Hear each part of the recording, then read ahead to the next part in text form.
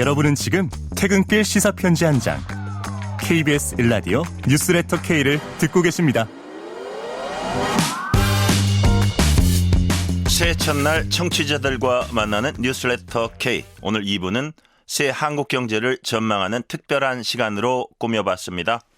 냉철한 분석으로 부동산 시장의 맥을 짚어내는 이광수, 광순의 복덕방 대표, 그리고 복잡하게 얽힌 조세와 재정 문제 쉽게 풀어내주는 우석진 명지대 경제학과 교수와 함께 청취자들의 민생경제 궁금점 그리고 한국경제 전망 해봅니다. 이광수 대표님, 우석진 교수님 어서 오세요. 예, 안녕하세요. 네, 먼저 가볍게 한 두세 질문 드릴게요. 오늘 방송은 사전에 녹음된 것임을 알려드립니다. 먼저 이광수 대표님 새해 인사 한 말씀 해주세요. 네, 안녕하세요. 청취자 여러분. 새해 첫날이 밝았습니다. 올해가 붉은 말의 해인데요. 말처럼 기운차게 시작하시고 올해 한 해 동안 건강하시길 기원하겠습니다. 건강 중요하죠. 우석진 교수님. 네, 역시 평원년이니까요. 활동적이고 변화가 많은 해니까 많이 도전하시고 새로운 시작의 기운을 받으셔가지고 좋은 결과 있기를 기원하겠습니다. 네, 우리가 이제 1월 1일 하면은 여러 유형이 있는 것 같아요. 그래, 1월 1일 그냥 하루 종일 집에서 뒹굴자 뭐 이런 분 좋습니다. 그것도 좋고요. 막 잠설치고 해돋이 보러 가시는 분들, 가족끼리 만나서 식사하니 오붓한 가족들도 있을 거고 영화 보는 분도 있을 거고. 우리 우석진 교수님은 어떻게 1월 1일 보통 어떻게 보내세요? 저희 집은 별거는 없고 보통 어제 제야의 종소리부터 같이 듣고 네. 그다음에 새벽에 덕담하고 아침에 떡국 나눠 먹고 그렇게 보내고 있습니다. 야, 그러니까 해피 뉴 이어 그 순간을 가족이 같이 맞는다는 그건데 좋은 얘기입니다. 자, 이광수 대표님. 저는 조금 비싼 다이어리를 사거든요.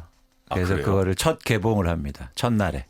비싼 다이어리라 그러면 막 가죽으로 돼 있고 좀 비싼 약간, 거예요. 네. 그래서 그래요. 거기다 첫날에 제일 앞장에다가 새해의 다짐 같은 걸 적는 시간을 갖습니다. 그래요. 자, 그러면 이어지는 질문을 제가 이광수 대표께 먼저 할게요. 네. 새해 첫날 우리가 결심도 하고 목표 세우기도 하는데 그 좋은 가죽 자켓의 그 다이어리에다가 딱 첫날 결심 목표 세우시는데 뭘 쓰십니까? 주로 재테크입니까? 아니면 뭐 어떤 겁니까?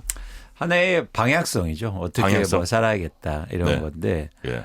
그리고 뭐 구체적인 목표도 좀 적고요. 그래요. 네, 그래서 제가 지난해에 강연을 했는데 전국에 강연을 시작했는데 네네. 15,000명 정도 뵀거든요. 그래요. 그런데 올해는 2만 명을 한번 넘어보겠다. 이런 계획을 세웠습니다. 자, 강연 청중 목표 15,000명에서 올해는 2만 명을 채우겠다는 네. 목표 세우셨고요.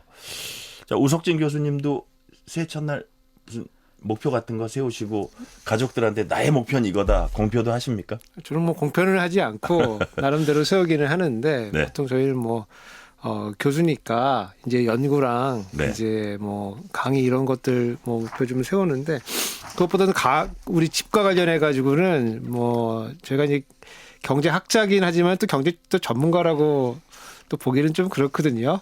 그래서 그래도 뭐 실물 뭐 이런 것도 남들보다 훨씬 많이 아시겠죠. 그러니까 이제 네. 무슨 우리가 할 수 있는 게 이제 종목을 뭘 하면 좋으냐 이제 이런 거는 못해도 이 거대한 파도가 몰려왔을 때 그 파도를 같이 타주거나 아니면은 이 큰 위험을 피해갈 수 있는 그 정도는 하자. 그래서 새해 전망도 조금 한번 생각을 한번 해보고 전체적으로 우리가 어떤 방어를 해야 될 건가, 어떤 계획을 세워야 될 건가 이런 것들은 뭐 조금 와이프랑 이렇게 얘기도 나눠보기도 합니다. 자녀들하고도요? 자녀는 아직 그렇게까지는 하지 않고 있고요. 예. 죄송하지만 자녀가 지금 저희 대학생하고 이제 고등학생 이렇게 대학생, 둘이 고등학생. 있습니다. 예. 그럼 부모들 말 잘 안 들을 거예요. 얘기해도. 대만 같지 않죠. 저기 사모님하고 잘 의논하시면 될 것 같고 여튼 그래도 약간 분위기가 지금 교수님 말씀하신 거니까 가족들끼리 참 소통이 잘 되시는 것 같아서 참 좋다는 생각이 들고요. 자, 우리가 이런 덕담 많이 합니다. 부자 되세요. 야, 말은 좋습니다. 근데 이게 쉬운 일이 아니고 한정된 돈을 지혜롭게 쓰고 현명하게 투자하는 거. 자, 말처럼 이제 쉬운 일은 아닌데 사람들의 많은 관심이 부동산이잖아요. 이광수 대표님. 올해 부동산 시장의 기상도를 미리 그려주신다면 어떻습니까? 뭐 모든 경제 시장의 경제 상황이 똑같지만 갑자기 새해가 시작됐다고 해서 뭐 단절되고 달라지는 건 없거든요. 네네. 그래서 이제 지속선상에서 저희가 한국의 부동산 시장을 전망해 보면 네네. 일단 변동성이 굉장히 큰 시장이 여전히 예상되는 그런 상황이고요. 네. 경제에서 그리고 자산 시장에서 변동성은 불확실성을 의미합니다. 그래서 그런 변동성이 커지고 불확실성이 커지는 2026년 한 해가 될 가능성이 높다 이렇게 판단하고 있습니다. 그래요. 그거와 관련해서 그럼 수요자 어떻게 해야 되냐 이 질문 제가 요 뒤에다 드릴게요. 네. 자, 우석진 교수님, 부동산 시장은 공급과 수요 그리고 이제 시장에 대한 기대 심리 이런 것들 맞물려 돌아가고 여기에 또 요즘 보니까 저게 참 중요했구나 하는 게 시중의 돈입니다. 돈의 흐름이 이제 중요한 건데 자, 일단 뭐 예산 측면에서 보면 새 예산 역대 최대고 이런 재정 상황이나 지금 현재 시중 유동성 상황 보면 이게 부동산 시장에 어떤 영향을 미칠 거라고 전망을 하십니까? 그러니까 이게 지금 부동산 상황이라고 하는 게 네. 일종의 이제 거래 중지를 지금 시켜놓은 상황인 거거든요. 부동산 가격이 뛰니까 이제 거래를 하지 말라고 이제 여러 가지 대책을 통해서 이제 뭐 주식시장으로 치면 이제 사이드카가 이제 발동돼 있는 상황이기 때문에 네. 상당히 지금 민감해 있는 이제 잠재적인 상황에서 부글부글 끓고 있는 이제 그런 상황이기 때문에 네. 여기에 이제 돈이 이제 들어갔을 때 어디든지 이제 폭발할 수 있다라고 하는 이제 잠재적인 그런 상황이라고 봐야 되고 네. 예산을 보면은 거의 730조 정도 우리가 편성돼 있거든요. 네. 이거는 이제 전년도 본예산 대비로 보면 8% 추경으로 보면은 3% 정도 늘어난 건데 적게 늘어난 건 아니거든요. 네네. 그래서 그 돈이 이제 지금 대기 중이고 그리고 예산이 집행되면서 이제 SOC나 뭐 주택 공급이나 도시 인프라 이런 데 막 쓰일 거거든요. 네네. 그렇다면은 이제 그런 돈들이 이제 돌아다닌다. 이제 여기 하나가 있고 그 재정이고 이제 통화 정책이라는 게 또 있습니다. 그래서 한국은행에서 이제 돈을 찍어내는데 작년 5월 기준으로 해가지고 금리를 소폭 내리면서 지금 통화가 저희가 이제 경제학자들 M2라고 부르는데 네네. 광의 통화가 지금 빠르게 늘어나는 중이에요. 그래서 우리가 보통은 뭐 전년 1년 전에 같은 기간이랑 비교해 보면 보통 한 5% 정도 늘어나면 정상이라고 보는데 네. 지금 8% 가까이 지금 늘어나 있는 상태이기 때문에 돈이 지금 많다. 그런 의미는 지금 대기성 자금들이 지금 잠재하고 있는 거다. 이제 이게 결합이 되다 보니까 네.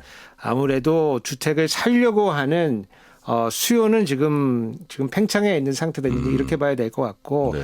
다만 이제 이거 양을 늘리지 못하도록 금융당국들이 다양한 규제를 가하고 있거든요. 예컨대 네. 뭐 대출은 뭐 가격 주택 가격 기준으로 해서 뭐 2억, 4억, 6억 이렇게 더 이상은 안 된다. 네. 아니면 우리한테 사고 팔려면은 허가받아라. 토지 허가제라고 하다든가 아니면 뭐 DSR이라고 한다든가 LTV라고 한다든가 이런 규제를 좀 걸어놓은 상태예요. 그래서 지금 올해의 그 부동산은 아무래도 조금 부글부글 끓고 있는 아까 이제 그 대표님이 얘기해 주신 것처럼 변동성이 지금 잠재해 있는 그런 상태다. 이제 그렇게 보고 있습니다. 네.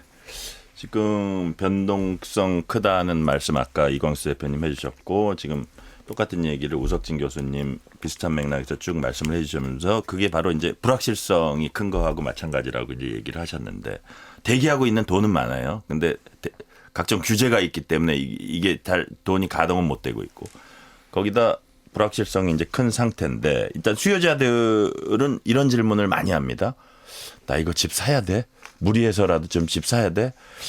더 기다리다가 나 이거 더 처지는 거 아니야? 이런 불안감도 있고요. 서울을 보면 이른바 똘똘한 한 채 전략 쓰는 수요자들 많았고 역시 그게 옳았구나 뭐 이런 비탄도 있고 뭐 여러 가지가 있습니다. 새해에도 이런 흐름이 계속될 걸로 보시는지 아까 불확실성이 크다는 거는 뭔가 액션에 들어가기 전에 조금 더 신중해야 된다는 뜻인지 그걸 같이 한번 말씀을 해 주세요. 그러니까 뭐 여러 가지 질문을 하셨는데 네. 일단 수요 측면에서는 시장에서 사람들은 언제나 집을 사고 싶어 합니다. 네. 단지 이제 그걸 지금이냐든지 아니면 미래로 미루느냐 이런 의사결정인데요. 네. 아까 흥미로운 이제는 단어를 쓰셨는데 똘똘한 한 채라고 네네. 말씀하셨잖아요. 그러니까 네. 그거를 서울의 일부 아파트의 가격이 오르는 거를 대표적으로 이 단어를 이용해서 설명하는데 저는 그 지점에서 흥미로운 게 뭐냐면 그럼 과거에는 멍청한 한 채를 샀냐? 그렇지 않거든요. 예, 그러니까 예. 계속되어 오는 현상이에요. 근데 지금의 문제는 뭐냐면 일종의 갈아타기라는 어떤 형식을 통해서 네. 계속 1주택자들이 시장의 수요를 이끌고 있다는 거죠. 그러니까 네.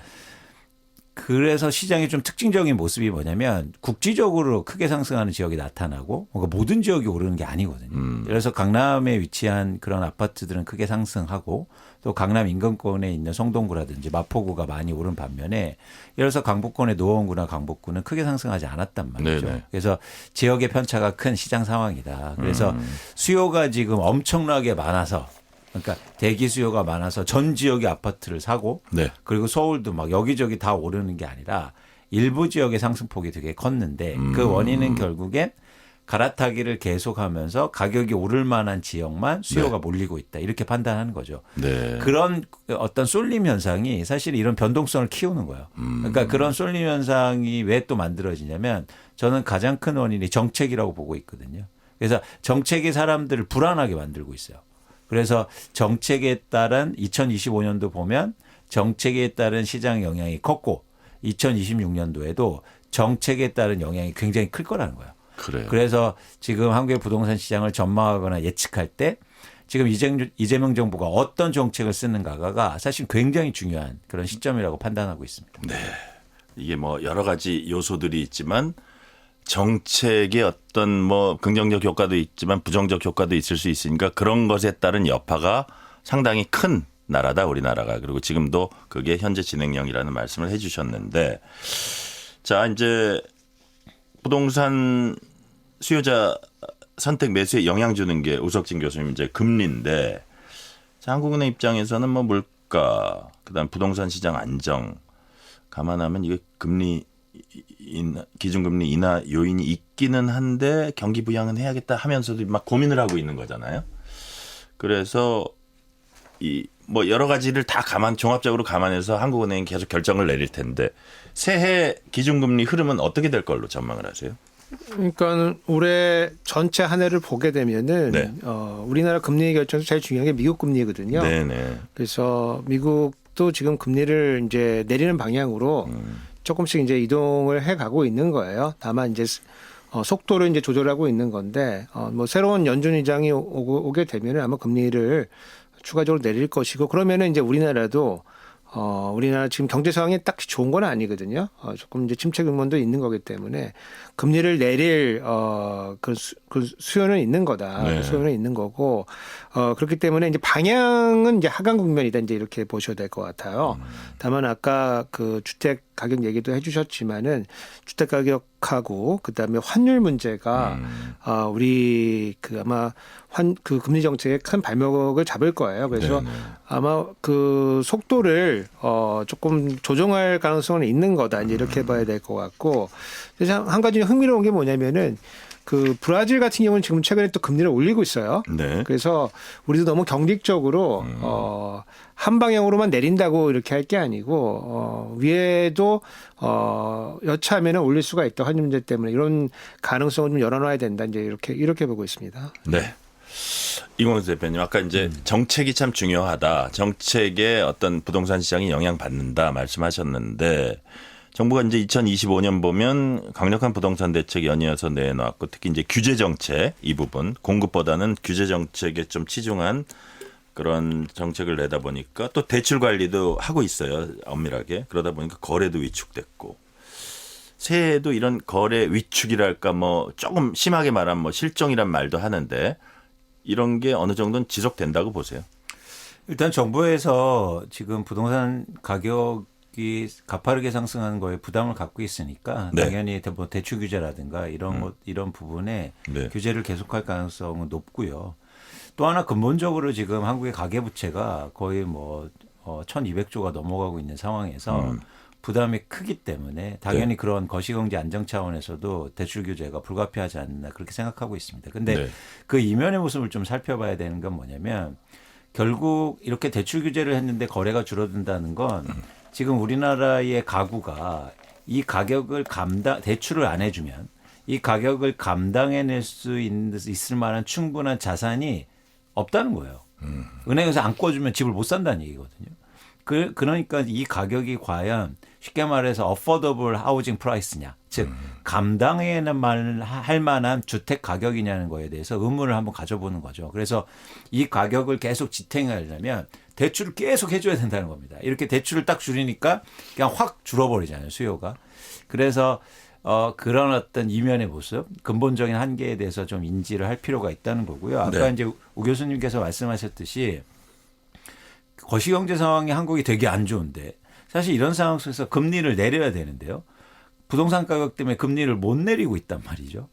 그러니까 이게 그러니까 예를 들어서 부동산 때문에 한국의 경제 전체의 발목을 잡는, 그래서 저는 좋은 정책으로 부동산 가격을 안정시키고 네. 반면에 완화적인 통화 정책으로 경제를 살리는 이런 방향을 가져가야 되는데 지금까지 그런 모습을 명확하게 안 보이는 것 같다. 그러니까 이게 마치 그런 거죠. 뭐냐면 부동산 가격을 받치기 위해서 다른 정책을 안 쓰는 반면에 네. 다른 경기가 안 좋아지는. 그래서 이 부분에 대해서 변화가 좀 필요한 거 아니냐 그런 생각을 하고 있습니다. 네. 그 우리가 매매 어떤 위축이라든지 거래 실종이라든지 이런 말씀을 드렸는데 만약에 매매 시장이 이렇게 위축이 되면요, 이광수 대표님, 이게 실수요자들이 그래 일단 사는 거 일단 접고 임대차 시장 일단 자기가 살아야 되니까 자 그래서 임대차 시장으로 이게 좀 뭐라 그럴까 이 무게중심이라 그럴까요? 네. 부동산 시장의 무게중심 임대차 시장으로 옮겨가고 특히나 약간 월세 그쪽으로 조금 무게중심이 더워지는 이런 게 조금 약간 구조적인 재편이라고 부를 수 있을 정도로 그쪽으로 가고 있는 겁니까? 글쎄요, 좀 더 추세를 지켜봐야겠지만 네. 어쨌든 구조적인 재편이 라기보다도 네. 제가 판단하고 있기로는 불가피한 변화라고 보고 있습니다. 무슨 그래요? 얘기냐면 예. 지금 임대차 시장에서 월세 거래 비중이 거의 60%가 넘어가고 있거든요. 네네. 그러면 이 얘기를 보면서 사람들은 이제는 전세는 끝났고 월세가 진행된다고 판단할 수 있겠지만 그 근본적인 원인은 딴 데서 찾아야 됩니다. 그건 뭐냐면 예. 전세를 더 이상 올려줄 수 없기 때문에 나타나는 현상이에요. 그러니까 예를 들어서 전세 보증금을 올려주지 못해요, 지금. 돈이 없어서. 돈이 있어야 올려줄 거 아니에요. 맞습니다. 예, 아니면 예. 대출을 해줘야 되는데 예. 대출이 막혔잖아요. 네, 전세 네. 대출이. 예. 그러니까 지금 어쩔 수 없이 어떤 상황이냐면 일종의 반전세, 반월세의 계약 형태가 나타나고 있는 거예요. 그러니까 이게 전형적으로 어떤 현상이냐면 지금 한국의 임대차 시장이라든지 주택 시장에서 가계 소득과 네. 가계의 자산 대비해서 과도하게 오른 부담 때문에 나타나는 현상이다. 그러니까 이런 지표들을 보면서 너무 많이 집값이 올랐구나라는 걸 저희가 인지할 필요가 있는 거죠. 네. 자, 우석진 교수님. 새 정부 들어서 2025년 막 규제 위주의 부동산 대책 많이 내놨고 뭐 한 번 정도 공급 대책도 내놨는데 별로 사람들한테 임팩트는 없었던 것 같고요. 그래서 2026년 초에 이제 정부 공급 대책 나올 걸로 이제 예상은 되고 있습니다. 그래서 지금 예상하시기로는 한 어느 정도 규모의 공급 대책 나올 걸로 예상을 하고 계세요? 지금 제가 뭐 정확한 규모를 지금 확정짓기는 좀 어렵지만은 네네네. 뭐 작년 한 3번 정도 걸쳐가지고 이제 수요를 억제하는 이제 그런 굉장히 강한 정책이 지금 나왔고 이런 강한 정책이 나왔을 때 상당히 정책적으로 어려우면은 들어갈 때는 들어갈 수 있어도 나오기가 좀 어렵다는 거거든요.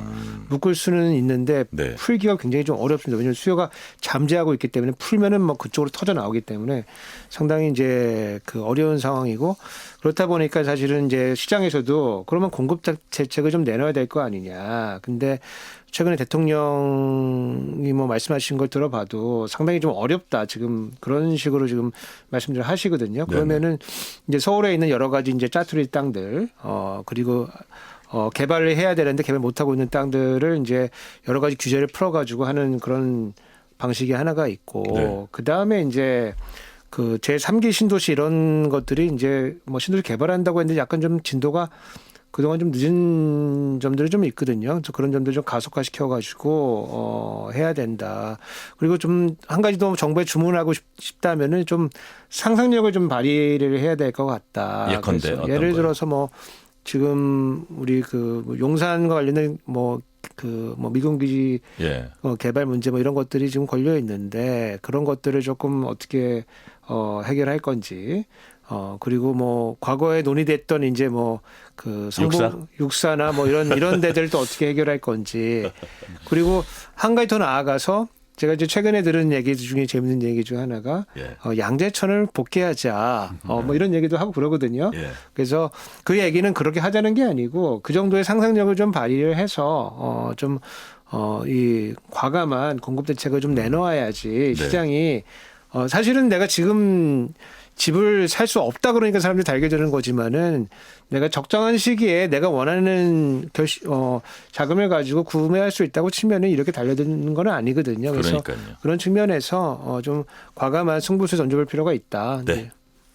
자, 이광수 대표님도 공급 대책 어떤 모양새로 나와야 된다고 보십니까? 물리적이나 총량적인 공급 대책은 우교 선생님이 말씀하신 부분에 이제 전적으로 공감하고요. 그런데 주택 시장에서 공급은 두 가지 공급이 있습니다. 네. 하나는 뭐냐면 말씀하신 것처럼 건설사들이 짓는 그런 물리적 공급이 있고요. 또 하나 공급은 뭐냐면 집을 갖고 있는 사람들이 내놓는 시장의 매물이에요. 예. 그러니까 지금 시장이 단기적으로 안정을 하기 위해서는 이 매물이 증가해야 됩니다. 근데 지금 서울에 거래가 활발한 거하고 비슷한 거잖아요. 그 얘기는. 조금 다른가요, 그것도? 그러니까 같을 수는 있는데 일단 매물이 증가하는 게 먼저가 돼야겠죠. 근데 지금 매물이 거의 30-40% 감소하고 있거든요. 그러니까 무슨 얘기냐면 집을 갖고 있는 사람들이 집값 오를 것 같으니까 안 내놓는 거예요. 그러니까 과연 그 기대값을 과연 줄일 수 있냐가 핵심입니다. 네. 그래야 그게 공급이거든요. 그러니까 제가 집 사러 시장에 갔는데 집을 살 물건이 많아야 집값이 안정될 거 아닙니까? 근데 지금 집을 살 수 있는 물량이 적단 말이죠. 그래서 과연 이 물량을 증가시킬 수 있느냐가 사실 저는 핵심이라고 보고 있고 네. 예를 들어서 서울의 일부 아파트를 보면 50% 정도가 투자로 갖고 있어요. 그러니까 투자로 갖고 있는 사람들의 매물을 증가시키면 의외로 빠르게 네. 집값이 안정될 가능성이 높다고 보고 있습니다. 네. 자, 그럼 짤막하게 질문을 하나 드리고 부동산 이슈는 다음 이슈로 넘어가 보도록 하겠습니다. 간단한 OX 퀴즈 하나 해볼게요. 2026년 내 집 마련. 이게 질문이 그렇긴 한데 여튼 올해 해도 되겠습니까? 이광수 대표님. O도 있고 X도 있고 세모표도 있습니다. 저는 X고요. 예. 그러니까 아까도 전제했듯이 불확실성이 크다고 말씀드렸잖아요. 네네. 그러니까 자산시장에서 가장 유의해야 될 건 불확실성이고 네. 또 하나 우리가 평균적으로 보면 그러니까 내 집 마련이라고 여기서 명확하게 이제는 말씀하셨으니까 예. 투자로 사는 거 말고 내 집 마련하면 평균적으로 7년 이상을 보유하고 있거든요. 네.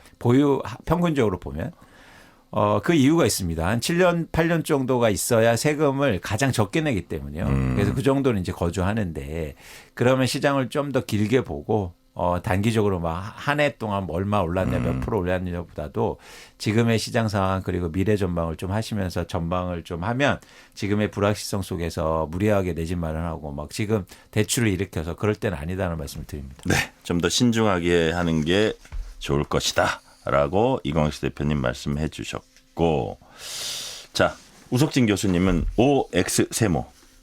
저도 이제 X라고 말씀드리고 싶은데 다만 이제 실수요자분들은 어차피 기회비용이 들어가는 거기 때문에 네. 사실은 지금 금리가 아주 높은 상황은 아니거든요. 그래서 실수요자분들은 본인 책임에서 판단하시면 되고 지난 3년 동안에 주택 공급이 많지가 않았기 때문에 지금 높은 편입니다. 사실은. 그래서 조금 기다리시는 것도 나쁘지 않은 선택이다 이제 이렇게 보고 있습니다. 네. 자, 지금까지 새 부동산 시장 얘기해 봤고요. 여기서 잠깐 노래 한 곡 듣고 오겠습니다. 이광수 대표님 어떤 노래 골라주셨어요? 전 가호님의 네. 시작이라는 노래. 이 노래를 좋아하는 이유는? 이게 드라마 주제곡이었는데 네네. 가사가 좋습니다. 그래요. 어떤 가사가 나오냐면 지금 내겐 용기가 필요해. 그리고 다시 시작해. 새해 여러분들이 계획을 세우거나 저는 과거의 실패와 과거의 잘못을 되돌릴 수 있는 가장 좋은 방법은 네. 새로운 시작이라고 보고 있거든요. 예. 그래서 올해 여러분들이 모두 다시 시작하고 네. 용기 내서 그렇게 하시라는 그런 마음으로 이 노래를 골랐습니다. 야, 새해 꼭 맞는 곡이군요. 용기가 필요해. 다시 시작하다. Try again.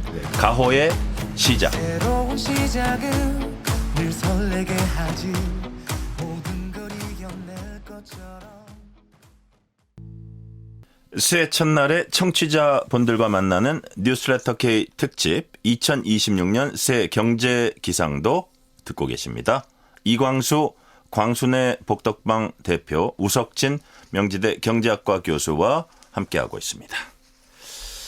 자, 우석진 교수님. 예. 올해 정부 예산 아까 우리가 잠시 말씀드렸지만 역대 최대입니다. 민생경제 국가 성장 동력 위해서 불가피하다. 이게 정부 입장이고, 국가 채무가 1,400조 원 넘어섰다. 위험하다. 비판적 시각도 있습니다. 올해 민생을 위한 재정 확대는 일단 불가피한 측면이 있다고 보세요? 아까도 방금 조금 말씀드렸는데 예산이 우리가 729조 조금 안 됩니다. 네네. 그러면은 작년 본 예산 대비로 하면은 한 8.1% 정도 늘은 거고 추경 대비로 보면 한 3% 정도라고 하는 거예요. 네. 그러다 보니까 이제 지출이 이제 뭐 본 예산 대비로 따져보면 8%면은 조금 는 건 아니거든요. 우리가 경상 경제 성장률이 보통 한 4, 5% 정도 되기 때문에 네. 경제가 소득이 늘어나는 것보다는 조금 더 지출이 늘어나는 거니까 그러다 보니까 국가 채무가 이제 늘어날 수밖에 없는 이제 그런 상황입니다. 거기에다가 세수가 네. 한 지금 뭐 국세 기준으로 보면은 한 내년 그러니까 올해 한 390조 정도 좀 들어온다 예상하고 있었거든요. 네. 근데 2022년도에 우리가 400조 들어왔어요. 소득은 늘어났는데 지금 세수가 잘 안 들어오는 이제 그런 구조가 됐어요. 그거는 네. 이제 지난 정부에서 감세를 많이 해서 사실 이제 그런 건데 그러다 보니까 이제 한쪽에서는 이제 걱정을 하는 거죠. 우리 마음 속에 사실은 가게도 운영하다 보면은 번만큼 써야지 번 거보다 더 쓰면은 가게가 위험해진다. 네네. 그리고 또 위험한데 투자하다 보면은 예컨대 뭐 도박을 하거나 아니면 뭐 주식을 하거나 이렇게 되면 굉장히 좀 불안해지지 않습니까? 그렇죠. 그렇게 하다 보면은 네. 이제 국민들 걱정이 늘어나는 거는 저 인지상정인 것 같습니다. 다만 이제 그럼에도 불구하고 우리도 가게에서도 좀 돈을 좀 빌려가지고 쓸 때가 좀 있거든요. 네네. 근데 자식 교육을 시켜야 된다. 근데 돈이 조금 부족하다. 그러면은 부모들이 어쩔 수 없이 돈을 조금 빌려가지고 자식들에게 투자를 하는 거거든요. 그렇게 투자를 해줘야지 우리 또 우리 집안이 또 다음 세대를 또 이어갈 수 있는 거기 때문에 국가도 마찬가지거든요. 네. 우리 경제가 너무 어려워서 뭐 취약계층이 너무 힘들거나 아니면 미래를 위해서 투자를 해야 되면은 그럼 불가피하게 적자 재정을 갈 수밖에 없다. 동력을 상실하면 안 되니까. 그렇죠. 그리고 네. 특히 그 비율을 왜 들었냐면은 네. 우리 지금 경제가 저성장 국면을 지금 지나가고 있습니다. 그래서 네네. 원래는 2% 이상 우리가 성장을 해줘야 되는데 작년에도 1%가 조금 뭐 결정이 된 건 아니지만은 안 됐고 올해도 뭐 2%가 약간 안 되는 걸로 좀 전망하고 있거든요. 네. 그건 저성장이라는 얘기이기 때문에 저성장이 되면은 그 웅덩이에 물이 마르면은 가장자리부터 마르지 않습니까? 네네. 저소득 취약계층이 가장 힘들어지기 때문에 정부의 역할은 조금 더 적극적이어야 된다는 측면이 하나가 있고 그리고 우리가 기술적인 측면에서 잠재 성장률이 점점 이제 우리가 하락하고 있거든요. 그러면 다음 10년, 20년의 먹거리를 준비하기 위한 여러 가지 투자를 해야 되는데 우리 저번에 몇 년 전에 우리 R&D를 좀 삭감하고 그러지 않았습니까? 네네. 뭐 그러다 보니까 우리가 과학에 대한 투자가 좀 뒤처진 면이 있어가지고 인공지능이나 미래 성장을 위한 투자를 지금 해야 되는데 그러다 보니까 불가피하게 지출 폭이 좀 늘어날 수밖에 없다. 이런 상황을 뭐 정부도 아마 알고 있기 때문에 이런 식으로 올해 예산을 편성했을 것이고 네. 국민들도 조금 이해해 줄 필요가 있다. 그렇게 보고 있습니다. 네. 자, 이광수 대표님, 이게 이제 뭐 금융, 부동산 다 결부된 건데 금융 쪽에서는 부동산 PF 구실 문제가 시한폭탄 같은 것으로 뭐 인식되는 그런 측면이 있다고 해요. 이 부동산 PF 이게 만약에 터지면 왜 문제고 이게 민생엔 어떤 영향을 끼치게 되는 겁니까? 그러니까 부동산 PF가 한번 문제된 적이 있는데요. 네. 그러니까 그동안을 보면 뭐 역사적으로 보면은 그러니까 최근의 흐름을 보면 2009년 뭐 2010년도가 한 번 있었고 네. 최근에는 2022년도가 있었죠. 그때 보면 왜 부동산 PF가 문제냐면 이게 금융 경색으로 이어질 가능성이 크기 때문이에요. 그렇게 되면 결국에는 경제의 핵심은 뭐냐면 금융인데 일종의 경색이 와서 시스템 리스크로 번지게 되면 네. 한국 경제에 큰 영향을 미치기 때문에 사실은 문제의식을 좀 갖는 거고 뭐 직접적으로는 이런 거죠. 부동산 PF가 문제가 생기면 예를 들어서 시중금리가 올라갈 수 있단 말이죠. 그러면 당장 서민이 네. 크게 영향을 미칠 수 있지 않습니까? 그런 차원에서 일종의 지금 가장 취약점이라고 하는 부동산 PF 문제를 계속 이제 보고 있는 건데 어쨌든 뭐 수치로만 보면 지금 지난해 9월 말 기준으로 해서 177조 원 정도가 네. 있거든요. 네, 네. 연체율은 조금씩 낮아지고 있어요. 그런데 굉장히 큰 규모이기 때문에 여전히 저희가 좀 지켜볼 필요가 있다. 근데 이제 또 하나의 문제가 뭐냐면 네. 이게 부동산 PF가 왜 문제됐냐면 쉽게 말해서 시행사가 대출을 일으켜서 땅을 사놨는데 사업성이 안 되니까 진행을 못 하고 있는 거예요. 그러니까 이거는 기업의 의사결정의 문제였거든요. 네네. 근데 그게 마치 우리의 이제 전체의 문제가 돼버린 거죠. 그러다 보니까 이게 기업의 문제를 전체의 문제로 확대되니까 마치 우리나라 전체가 PF를 도와줘야 된다. 이런 식이 돼버린다는 거죠. 그러니까 두 가지 문제가 뭐냐면 첫 번째는 그런 모랄 해저드가 생기는 거고 예. 두 번째는 한국의 그 부동산 PF 문제 때문에 다른 쪽의 희생이 커지는. 예. 예를 들면 그런 상황이 이어질 수 있다는 거죠. 그래서 한국의 이 부동산 PF 문제는 과감한 구조개혁이 필요하다. 근데 계속 그동안 질질 끌어왔다는 거예요. 네. 근데 그런 부분에 구조개혁이라는 것도 또 돈이 드는 거 아닌가요? 그렇지 않습니다. 그러니까, 그래요? 그러니까 네. 예를 들어서 책임질 사람들이 책임지라는 거예요. 쉽게 말해서 지금 은행들이 이 돈을 다 꿔줬단 말이에요. 네. 근데 은행들이 여기에 대해서 대손충당을 설정 안 하고 매년 그냥 1조 원 이상씩 막 이익을 내고 있단 말이죠. 예. 그럼 뭐 대손충당하고 처리해 주면 됩니다. 근데 그걸 질질 끄니까 이게 사회적 문제로 돼버리는 거예요. 이게 언제까지 지금 계속 PF 문제를 뭐 2년, 3년, 4년 계속 얘기하고 있거든요. 네. 그래서 저는 이제 그런 부분이 안타까운 거죠. 그래서 이게 기업의 문제가 거기에서 구조조정을 빠르게 못하니까. 예를 들어서 네. 중국은요. 중국은 시행사들이 문제가 생기니까 시행사들을 쉽게 말해서 퇴출시키잖아요. 그러니까 다른 쪽에 중국 경제가 좋아지고 있거든요. 그런데 우리는 마치 그렇게 되면 큰일 날 것처럼 이게 일종의 침소봉대에서 해석하고 부동산 PF가 되면 우리나라 망할 거야. 그래서 도와줘야 돼. 이런 인식 때문에 좀 안타깝다. 그래서 우리나라 전체를 보고 특히 서민 경제와 전체 경제를 위해서는 부동산 PF 문제를 빨리 처리해야 된다라는 생각을 갖고 있습니다. 네. 자, 우석진 교수님, 사실 거시 지표 중에 뭐 또 청취자분들, 시민들 가장 체감하시는 게 이제 물가라고 할 수 있는데, 물가? 이것도 우리가 오랫동안 들은 얘기입니다. 올라도 너무 올랐다. 집 밖에 나가기가 무섭다. 지갑을 열기가 무섭다. 자, 한국은행은 올해는 물가가 더 오를 것이란 전망 내놨습니다. 얼마나 더 오를 걸로 전망이 되는지, 또 물가가 왜 이렇게 계속 오르는지 그런 부분 좀 묶어서 말씀을 해주세요. 그러니까 거시 경제로 봤을 때 가장 저희가 심각한 지표를 보는 게 이제 물가하고 실업이거든요. 네네. 물가하고 실업이고 둘 중에 어느 게 더 나쁘냐 그러면은 실업보다는 사실은 물가가 더 나쁜 거라고 좀 보고 있습니다. 왜냐하면 네. 특히 우리 대한민국은 그 시장 경제를 중심으로 이 경제를 운영하고 있기 때문에 물가가 이제 너무 빠르게 오르게 되면은 가격 자체가 이제 소위 말하는 자원 배분을 위한 그 신호 기능을 상실하게 됩니다. 그래서 시장 경제가 붕괴되거든요. 그래서 물가를 너무 오르지 않는 선에서 이제 통제를 해야 되는 거고, 다만 이제 물가가 너무 안 오른다 생각하면은 그건 또 더 디플레이션이라고 저희가 표현을 하고 네네.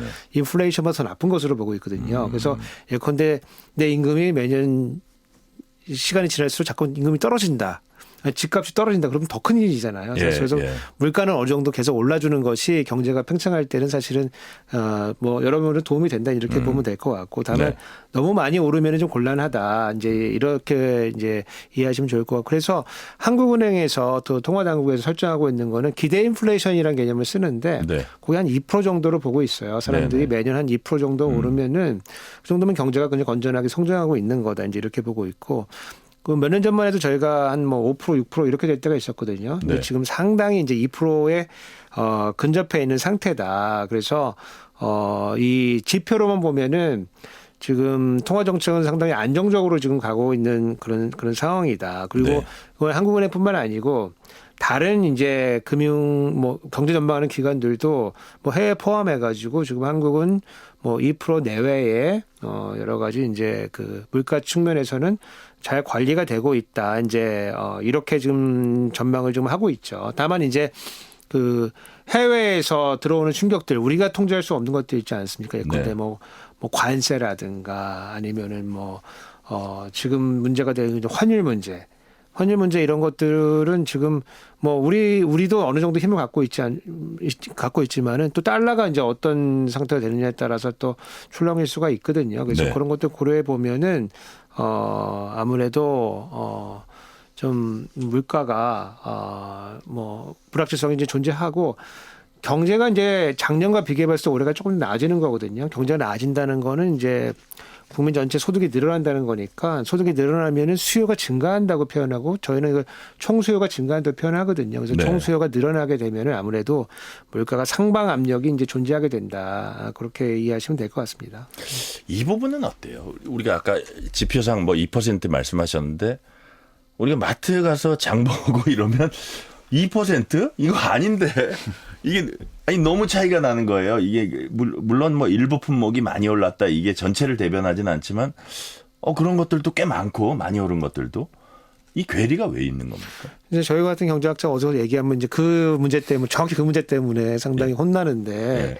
그게 이제 사실은 그 우리 가게가 구입하는 품목하고 저희가 이제 지표를 만드는 품목하고 약간 좀 차이가 좀 있습니다. 그래요? 그래서 그 우리 소비자 물가 지수라고 하는 거는 소비자가 소비하는 대부분의 이제 제품이 이제 제품과 서비스가 이제 요 물가 지수로 들어오는 거고 네. 근데 가게는 그 중에서 일부를 이제 집중적으로 이제 사게 되는데 예를 들어서 신선식품 이런 거 많이 사지 않습니까? 예. 이런 거는 수급에 따라 가지고 또 계절에 따라서 변동성이 엄청 심하거든요. 그래서 그런 저희는 이제 바스켓의 문제라고 표현하는데 어떤 품목이 들어오느냐에 따라서 이 가게가 체감하는 물가하고 지표와는 조금 괴리가 좀 있다. 이제 이게 하나고 그다음에 지역 편차도 좀 있습니다. 왜냐하면 지역은 아무래도 물가 상승이 조금 낮고 도시는 조금 높아서 전체적으로는 이제 평균 내는데 우리 도시에 또 사람들이 많이 살기 때문에 체감하는 물가가 높을 수가 있고 마지막으로 이게 사실 중요하다고 생각하는데 그동안에 물가가 많이 오르지 않았습니까? 그 지금 조금 오른다 그래도 물가가 여전히 높습니다. 그래서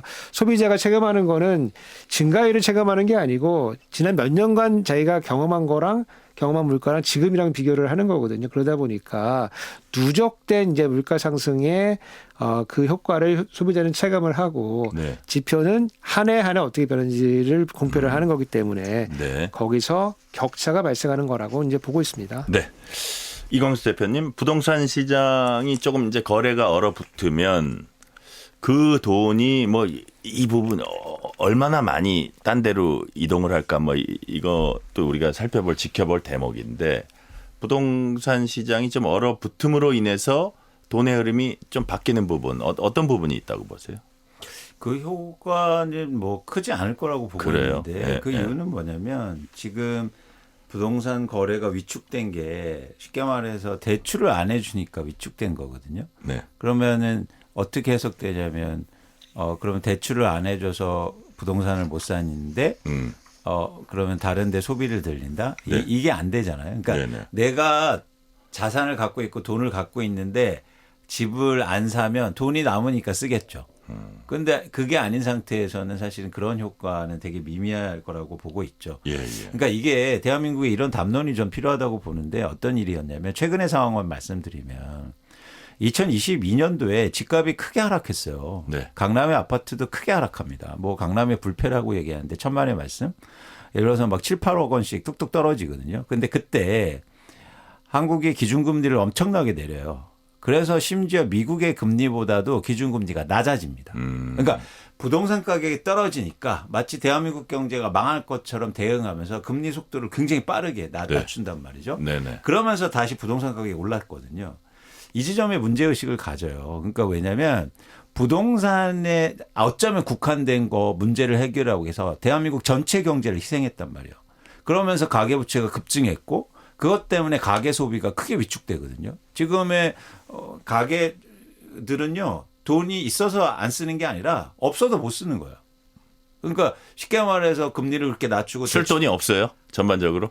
이자 갖고 집 사느냐고 빚을 그렇게 냈는데 어디서 쓸 돈은 돈 없다. 씁니까? 예. 더 아끼는 거지. 겨우 먹고 사는 거네요. 그러니까요. 예. 그러니까 그 과정을 결국엔 부동산 살리기 때문에 만들어진 구조거든요. 그러니까 이게 되게 안타까운 거죠. 그러니까 물론 아주 중요한 정책의 부분이지만 그게 전체 경제의 순환까지 잡아먹는다. 근데 과거에는 이 공식이 통했어요. 예를 들면 네. 부동산 가격이 오르면 자연스럽게 부의 효과라는 게 생겨서 돈을 쓰는 사람들이 많아진단 말이죠. 그게 이제 과거의 경제인데 그 과거의 경제 패러다임에 얽매인 일부 관료들이나 뭐 한국은행이나 이런 사람들이 한국의 경제를 일시적으로 만들어 놓은 거예요. 그러니까 굉장히 안타까운 거죠. 그러니까 한국에는 이 부동산을 끊어야 된다, 줄을. 그런데 지금은 그러니까 이런 식의 연결고리가 전혀 없다는 겁니다. 그러니까 부동산 가격이 오르면 소비가 증가하냐? 그것도 아니고. 그럼 부동산을 안 사면 소비가 좋아지냐? 그것도 아니고. 그러니까 완전 트랩에 잡힌 거죠. 제가 보기에는. 네. 그래서 그런 과정의 연결도가 전혀 없어진 거예요. 네. 자, 재정 문제 얘기하면서 마무리하면서 짤막하게 여쭤볼 테니까 짤막하게 한 말씀으로 해주세요. 국가채무 1,400조 시대 민생지원금이 필요하다. 목소리야. 미래세대 생각하면 이런 것들도 현금성 지출 이런 것들 줄여야 한다. 우석진 교수님 어느 쪽 손을 들어주시면. 저는 뭐 작년에 민생지원금 필요하다고 주장했던 소수의 경제학 중에 이제 한 명인데 네. 이걸 뭐 자주 쓰는 건 좋은 방법은 아닙니다. 왜냐하면 당시에 이제 자영업자들이 어렵기 때문에 네. 자영업자들을 지원해줄 방법이 사실 민생지원금밖에 없었거든요, 사실은. 그렇기 때문에 효율이 낮지만은 이런 거를 위기의 순간에 쓴다, 이제 이렇게 했던 거고. 네. 지금 이제 처한 이제 경제의 어려움은 사실은 그런 단기적인 어려움은 아니거든요. 그래서 뭐 필요하면 뭐 배제할 필요는 없겠지만은 민생회복 지원금 뭐 무리하게 뭐 자주 쓸 필요는 없다, 이제 이렇게 보고 있고. 네. 이게 그 민생회복 지원금과 미래 세대를 갈라칠 필요가 없는 게 또 엄마 아빠들이 또 생존을 해야지 자식 세대도 생존하는 거거든요. 그래서 그게 반드시 지금 재정을 아끼는 게 미래 세대를 살려준다. 뭐 이것은 반드시 또 아니다. 네. 이렇게 말씀드리고 싶습니다. 필요하면은 쓸 수 있다. 하지만 뭐 당장 2026년에도 필요한지는 좀 신중히 봐야 한다. 그리고 이게 두 가지를 완전 갈라치기로 해서 이쪽이 이렇게 되면 미래 세대가 꼭 손해 보는 것만은 아니니까 그건 좀 통합적으로 생각했으면 좋겠다는 말씀이시고, 이광수 대표님은요? 예, 뭐 전적으로 우 교수님 말씀에 동의하고요. 여기는 이제 민생지원금의 핵심보다도 어쨌든 국가 채무가 많은데 재정 정책을 계속 쓰느냐에 대해서 이제 어떻게 생각하냐면 말씀하신 것처럼 현재는 미래하고 연결되거든요. 그러니까 현재가 없는 미래는 없습니다. 현재가 뭐 망하는데 어떻게 미래가 있겠습니까? 그래서 지금은 한국의 경제가 현재가 굉장히 어려운 상황이기 때문에 적극적으로 재정 정책을 써서 현재를 살려야 된다. 그래야 미래가 있다라는 말씀을 드립니다. 네.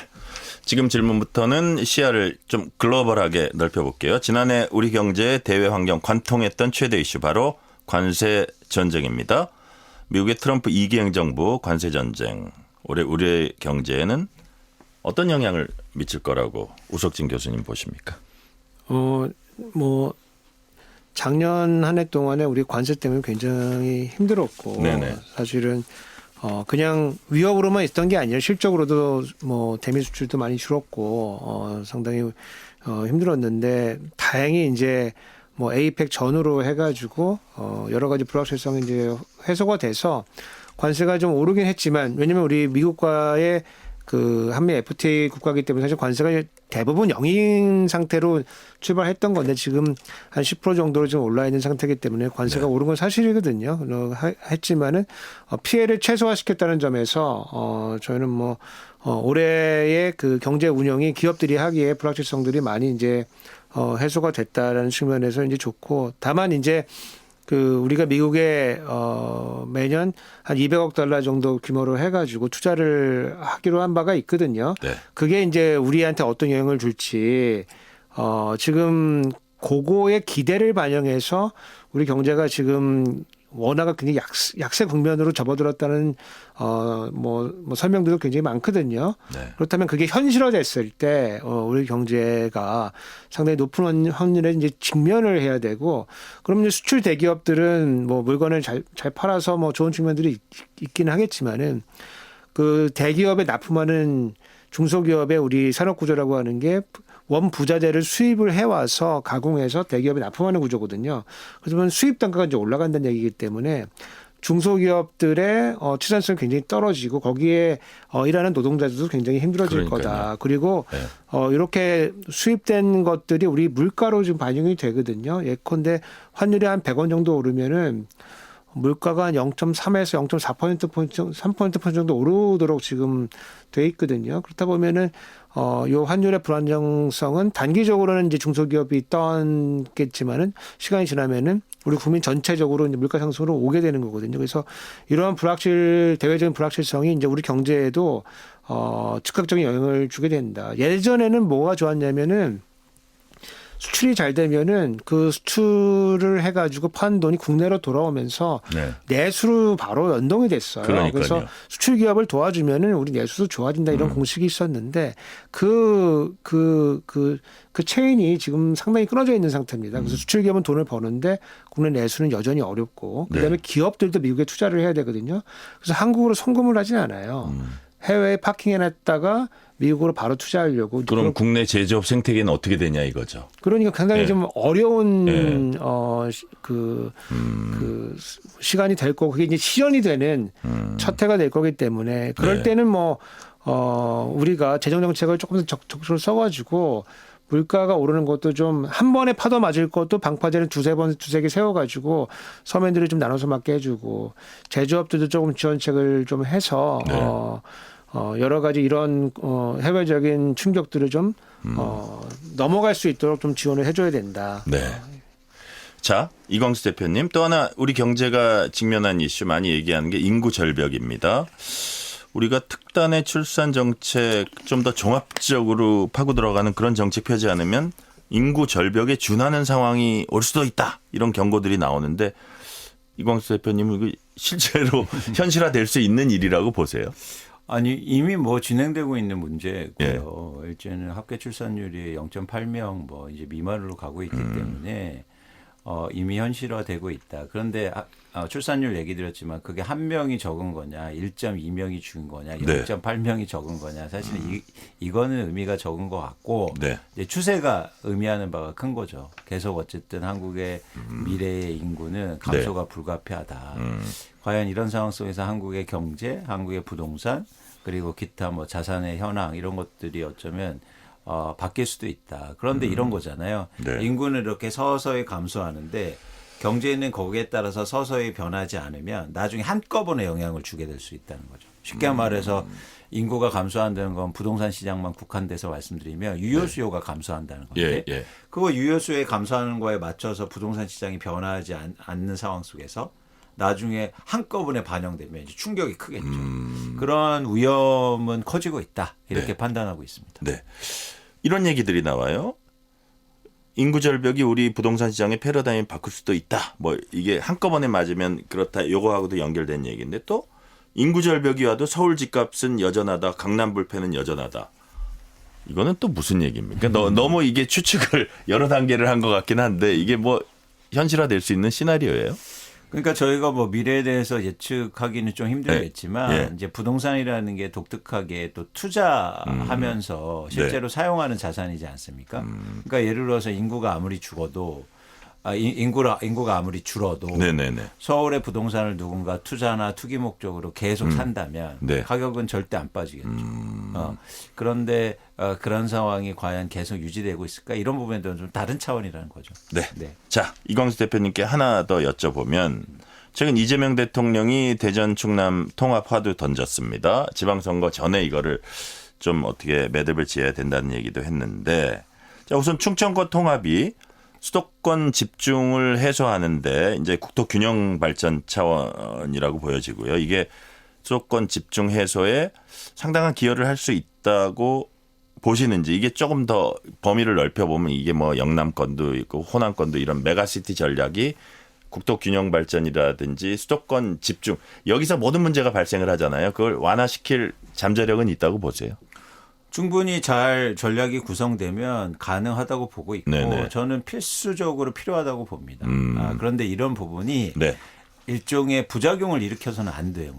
그러니까 이런 정책이 대표적으로 부작용이라는 게 뭐냐면 네. 또 이제는 지방에 막 투기나 부동산 투기나 이런 것들 붐이 또 일어날 수도 있단 말이죠.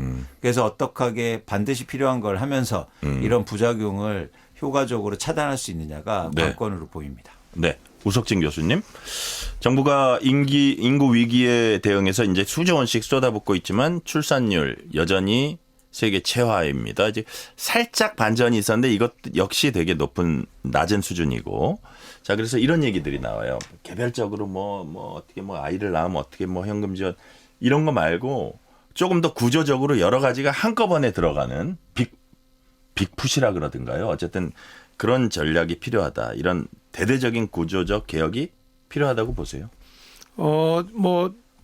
두 가지인데 네. 하나는 우리가 과연 그럼 저출산에 지금 우리가 아는 것처럼 돈을 많이 써왔는가? 네.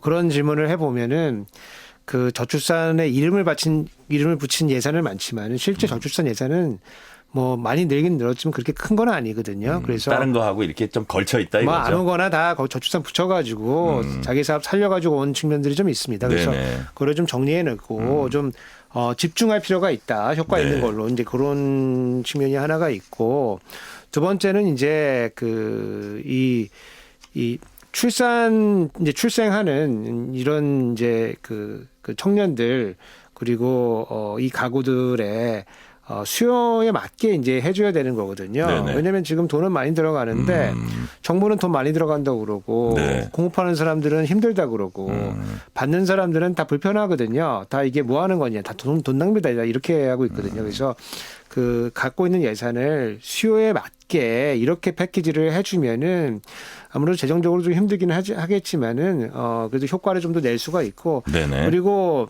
그 작년 이렇게 해가지고 지금 출산율이 반등을 잠시나마 한 거거든요. 네. 요 모멘텀을 삼아가지고 가야 된다. 예를 들어서 전쟁 중에도 출산을 하는 거거든요. 세상이 힘들다고 출산 안 하는 게 아니고 그러니까요. 미래에 희망이 있으면 하는 겁니다. 그래서 좀 더 희망찬 이제 그런 사회를 우리가 건설해 나가면은 이까지는 아니지만은 그래도 정상적인 수준까지는 회복하지 않을까 이렇게 기대를 해보겠습니다. 네. 우석진 교수님께 마지막 질문 드리기 전에 우리 이광수 대표님께 2026년 한 해 경제 딱 한마디로 이렇게 한 말씀 해 주시면 뭐라고 하시겠습니까? 희망을 좀 섞어서 다시 네. 시작. 다시 시작. Try again. 예. 다시 시작한다. 예. 자, 그리고 우석진 교수님께도 똑같은 질문 드리면서 한 곡 추천 마지막으로 한 곡 해주시죠. 예, 저는 위기 속에 기회가 있다. 이제 이런 말씀드리고 싶고 네. 노래는 이영훈의 일종의 고백이라는 노래를 추천을 이건 해보고 어떤 싶습니다. 노래예요? 요거 이제 그 약간 슬픈 발라드 같은 노래인데 여기 보면은 누구라도 내가 힘들 때 한번 안아줬으면 좋겠다. 그래서 우리가 경제적으로 좀 힘들지라도 서로 위로해가면서 네. 넘어가면 좋겠다. 그런 생각에서 추천 한번 해봤습니다. 네. 오늘 말씀은 여기까지 듣겠습니다. 지금까지 우석진 명지대 경제학과 교수, 이광수 광순의 복덕방 대표였습니다. 오늘 끝곡은 이영훈의 일종의 고백 듣겠습니다. 오늘도 함께해 주신 청취자 여러분 진심으로 감사드립니다. 희망과 행복 가득한 새해 2026년이 되기를 기원하겠습니다. 지금까지 뉴스레터 K 전종철입니다. 사랑은 언제나